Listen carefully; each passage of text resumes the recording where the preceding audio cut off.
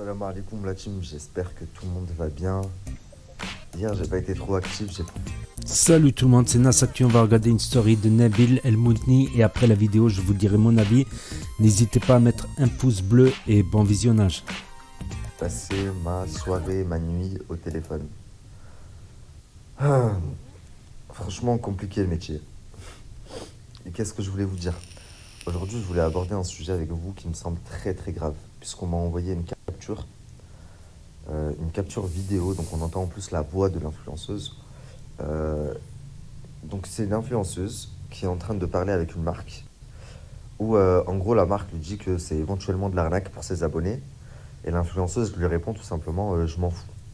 Moi ça c'est pas de mon ressort, tant que je suis payé, si les gens ils se font avoir, ils se font avoir. C'est pas ma responsabilité en gros. Mais je vous jure que je suis choqué, j'ai jamais entendu ça de ma vie. Donc toi tu fais une publicité où tu induis les gens qui t'aiment et qui te suivent à l'erreur à se faire avoir, et tu dis j'en ai rien à foutre, c'est pas ma responsabilité. Tant que moi je suis payé. Ok, il n'y a pas de souci, bah, moi c'est ok pour moi. On part sur ça, mais je veux pas entendre d'arnaque, ça me regarde pas après ce qui se passe derrière, tu vois.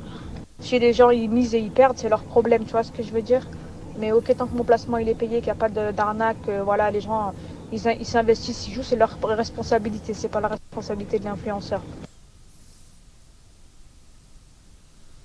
Soraya Rifi. Ouais, elle était avec, faisait des stories avec Seb Daddy. Alors la Justement. famille, je sais pas vous, mais moi j'ai été choqué. Elle est clairement en train de dire au gars, me parle pas d'arnaque, ça je m'en fous, si tu veux les arnaquer, tu les arnaques, moi ça me regarde pas. On reconnaît bien sa voix en plus, elle a une voix spéciale. Tant que mon placement est payé, si eux ils veulent s'engager, ça les regarde à eux. Mais c'est toi qui leur as présenté. Et eux, ils te suivent toi parce qu'ils t'aiment et parce qu'ils aiment ce que tu dégages, ce que tu leur présentes, etc. Donc forcément, quand tu leur dis allez acheter là-bas, ils te font confiance, ils y vont. Donc bien sûr que c'est de ta responsabilité. Pour vous en dire un peu plus sur elle, il faut savoir qu'il y a des années de ça, j'étais même pas du tout connu, je travaillais même pas encore avec les influenceurs, j'étais même pas encore rentré à la fac. J'étais gamin, j'avais entre 15 et 18 ans. Il y avait une chicha sur Avignon où j'allais très très souvent avec mes collègues qui s'appelle comment? Comment s'appelle? J'ai perdu le nom. Je vous ressortirai le nom de la chicha tout à l'heure, je vous ressortirai même des flyers que je dois avoir sur mon ordinateur. Et Soraya, c'était la danseuse là-bas. Donc elle s'habillait un peu en oriental et elle venait danser, tchic, tchic, bouger les fesses, bouger le ventre, etc. Donc ensuite, c'est une meuf qui a toujours voulu percer, hein. Étant donné qu'elle est danseuse, je ne sais pas si vous vous rappelez, il y a eu, il y a plusieurs années maintenant, Cyril Hanouna, il avait fait les 35 heures. Genre 35 heures d'émission Touche pas à mon poste. Et du coup, et il devait pas dormir. Et du coup, forcément, il y a eu plein de shows, dont un show de danse. Et Soraya en faisait partie. D'ailleurs, il y a eu une grosse polémique puisque Jean-Michel Maire lui a volé un bisou. Il lui a fait un bisou sur la poitrine, je crois. Petit smack, comment? Un petit smack, juste un smack. Un smack. Oh. Ah Oui. merci Soraya, merci. C'est déplacé, hein, ça se fait. Franchement, ça se fait pas du tout. Excusez-le. Ça. Non mais c'est bon, mais vous êtes un goût. Donc suite à cette vidéo, elle n'a pas su comment réagir sur le coup, c'était en direct et tout en plus, mais en sortant de là-bas, étant donné que sur Twitter il y a eu un déferlement, les gens disaient mais attendez, elle n'a pas donné son consentement, comment il peut... Enfin toutes les féministes elles se sont mises sur le dos, elle s'est dit ah, il y a quelque chose à faire. Et en soi pour le coup c'était vraiment déplacé, donc je peux le comprendre. Elle a réussi à faire un buzz là-dessus. Elle a commencé à faire des interviews chez Sam Zira, elle a même fait le Mad Mag, elle a essayé de faire un petit peu le buzz en attaquant tel candidat à l'époque Amélie Netten, etc. etc. À ce moment-là, elle fait son petit buzz et tout, et on voit qu'elle fait tout pour intégrer un programme. Sauf que je pense qu'elle a été boycottée par certaines candidates de l'époque, et donc elle ne fait pas de télé. Pendant toutes ces interviews et tout, elle explique que elle vient d'une famille très pratiquante, c'est des RIAFA en plus, comme ma mère, comme la famille de ma mère, que ça ne se fait pas, que elle c'est quelqu'un de très... Ouais, à Avignon, il y a beaucoup de RIFA, mais dans une des vidéos de Seb Daddy, je me rappelle qu'il a dit que c'était une DZ. Que... Regardez, une vraie bombe, une Algérienne, une des ailes, regardez comment les canons. Elle est super belle. En tout cas, elle est venue pour me soutenir avec mes problèmes avec Léa Marie. C'est mon ancienne belle-sœur. Voilà, c'est Bidadi, il a dit qu'elle est DZ, voilà, qu'elle est algérienne. Enfin bref. Respectueuse, qu'elle est dans la religion, que même son école d'infirmière veulent la virer à cause de ça parce qu'elle renvoie une mauvaise image maintenant parce que Jean-Michel Maire lui a fait un bisou. Enfin, vraiment, elle joue à fond là-dessus. Alors que la famille, dans Avignon, c'est bien connu qu'à côté de son activité de danseuse du ventre et tout, elle escorte aussi. Donc, après ça, on n'entend plus parler d'elle pendant 4 ans, on n'entend plus parler d'elle. Son buzz, il s'essouffle et elle fait pas de télé jusqu'à ce que il y ait le confinement. Et là, c'est le confinement, tout le monde est chez soi, tout le monde est derrière son écran, ok? Donc pendant le confinement, on la revoit, elle refait une apparition, donc ça faisait des années que plus personne ne l'avait vue, sur le live d'AD. Vous vous rappelez que AD faisait intervenir des filles pour twerker dans son live. Et il faisait pas mal de vues quand même avant que l'Instagram saute. Et donc, elle se dit, bon, c'est le confinement, il faut que je trouve un moyen de refaire le buzz. Et elle passe dans le live d'AD où elle twerk. Donc là, c'est sa première apparition, c'est la première fois que les gens la revoient depuis un bon moment, ok?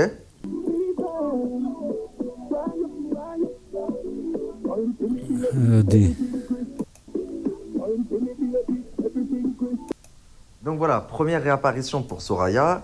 Et ensuite, elle se dit, bon, faut pas que je m'arrête là. Eux tous, ils gagnent grave de l'argent. Eux tous sont tout le temps en train de voyager. Faut que je trouve quelque chose. Très peu de temps après, rappelez-vous, Sebi Dadji et Léa Marie, là, ils organisent une genre de télé-réalité sur Snap pour trouver la nouvelle meuf du frère Asseb, Brian. Donc elle participe, il y avait plein de participantes, et en plus, elle gagne, Soraya. Donc là, elle recommence un petit peu à faire le buzz. Sebi Dadji, il sait comment faire monter une personne, il maîtrise quand même Snap. Donc, ils la font rentrer dans la team et ils la font monter sur les réseaux sociaux. Forcément, elle monte sur les réseaux sociaux, donc elle commence à faire des placements de produits. Et donc, maintenant qu'elle commence à faire des placements de produits, cette ancienne escorte, elle ose dire aux gens qui souhaitent arnaquer sa communauté, oh, moi je me mets à la place de l'influenceur 2 minutes. La personne, il me dit, ouais, je vais te payer pour telle pub, mais par contre, la pub, c'est ça. Et voilà, c'est pas très rigolo pour tes abonnés, quoi. En plus, il lui dit, le gars, mais moi, tu me dis ça, je vais t'insulter ta grand-mère. Je vais te dire quoi? Bouge pas, tu vas voir la pub que je vais te faire. Oui, je vais parler de toi. Je vais parler de toi, mais pour niquer ton business. Et elle dit, ouais, ok, moi, tant que je suis payé, je m'en tape. C'est leur responsabilité. Si eux, ils veulent le faire, ils le font. Et s'ils se font avoir, c'est pas mon problème. Mais on vit dans quel monde? Vous donnez de la force à quel genre de personne, la famille? La famille, vous savez, dans ce milieu, il y a beaucoup de gens qui ont un passé. La plupart des meufs, c'est des anciennes escortes et tout. Et pourtant, j'ai les preuves. Mais pourtant, j'en ai pas fait mon fonds de commerce. J'aurais pu vous dire, elle, c'est une escorte. Voilà, elle, c'est une escorte. Je m'en suis pris à certaines, mais parce que je trouvais qu'elles avaient une attitude déplorable avec leurs abonnés quand on connaît leur passé et quand on connaît la vie qu'elles ont aujourd'hui grâce à leurs abonnés. Donc ces gens-là, pour les faire redescendre, c'est vrai que ça m'est arrivé de parler de leur passé, etc. Soraya, elle en fait partie. Parce que Soraya, au lieu de te dire, bon j'ai un passé sale, pour faire de l'argent, j'ai dû faire des choses dont je suis pas très fier, etc. Mais aujourd'hui, j'ai la chance de pouvoir faire de l'argent proprement, tout en voyageant, tout en partageant avec une communauté qui me soutient, qui m'aime. Au lieu de leur rendre l'appareil, comme eux, avec tout ce qu'ils te donnent, de leur rendre l'appareil, quoi. Au lieu de ça, tu te dis, c'est pas grave, je vais les douiller, tant que moi je suis payé. Et justement, je vais revenir là-dessus. Voilà, le nouveau snap de Nabil Flex 22. 22, v'là les bleus. 22, v'là les bleus. Donc, je vais revenir là-dessus, franchement. Je vais revenir là-dessus. Attends, je sais pas s'il reste encore de la story. Je vous donne un indice. Vous devinerez jamais qui m'a appelé. Je vous donne un indice. Ils gagnent beaucoup d'argent sur votre dos, vous ne le savez pas et ils vous prennent pour des cons. J'ai l'associé d'Amir qui m'a appelé, la famille. Donc je pense qu'on va reprendre sur le trading ce soir. Faites bien tourner cette story et je vous dis à ce soir. Donc voilà, moi ce que je voulais dire franchement, c'est que quand on a une communauté, quand on a une communauté, et le jour où ta communauté elle te lâche, le jour où tu ne fais plus tes vues, le jour où ta communauté t'a abandonné et t'a tourné le dos, t'as l'impression que le monde s'écroule. Ça donne une dépression, complètement. Ça donne une dépression, ça donne les nerfs. Attention, la communauté, c'est ce qui vous a fait monter. Respectez votre communauté. Attention, j'ai appris beaucoup de choses et je sais que quand la communauté vous tourne le dos, que vous ne faites plus vos vues, c'est dur. Et c'est dur. Et des fois, quand tu tombes, c'est des fois parfois dur de remonter. C'est parfois dur de remonter. Je pense qu'il ne faut pas faire tout et n'importe quoi. Je pense sincèrement, je dis ça à bon entendeur, je dis sincèrement, je pense qu'il faut mieux gagner petit, mais à long terme. Il faut mieux gagner petit, mais à long terme. Pas trop abuser, point de vue escroquerie, tout ça. Les autres là qui vendent des fausses cartes Pokémon, les autres là qui vous demandent un RIP, tout ça, ils vous font des chèques à votre nom, des chèques volés. Vous leur envoyez l'argent en pensant prendre un pourcentage, vous voyez moins 5000 dans votre compte. Faites attention à ces placements frauduleux. Les pronostiqueurs à 2 balles, les pronostiqueurs qui ne sont pas des pronostiqueurs, ils vous donnent des pronostics au hasard, mais vous avez payé. Voilà, vous avez payé. Bon, ça encore, c'est un petit peu moins grave, on va dire. Le jeu de la fusée que Moundir dénonçait, parce que tu regardes le règlement intérieur, tu vois que tu n'as pas le droit de jouer en France. Du coup, tu n'as pas le droit d'encaisser. Si tu mets de l'argent dans la fusée, tu n'as pas le droit de le faire revenir en France. C'est interdit. C'est dans le règlement intérieur. Faut que tu sois à Dubaï ou dans un autre truc comme ça. Je pense qu'il ne faut pas abuser avec les abonnés, parce que quand tu perds les abonnés, quand les abonnés te tournent le dos, c'est le monde qui s'écroule. Je l'ai observé. C'est comme un des plus grands youtubeurs, par exemple. Un des plus grands youtubeurs, c'est de jeux vidéo aux États-Unis, c'est Ninja. Vous tapez sur YouTube Ninja Fortnite. Il était à fond dans Fortnite. Il faisait des millions et des millions de vues. Des dizaines de millions d'abonnés. Et aujourd'hui, il fait même plus 100 000 vues par vidéo. Même pas, il fait 100 000 vues. Il a 24 millions d'abonnés, Ninja.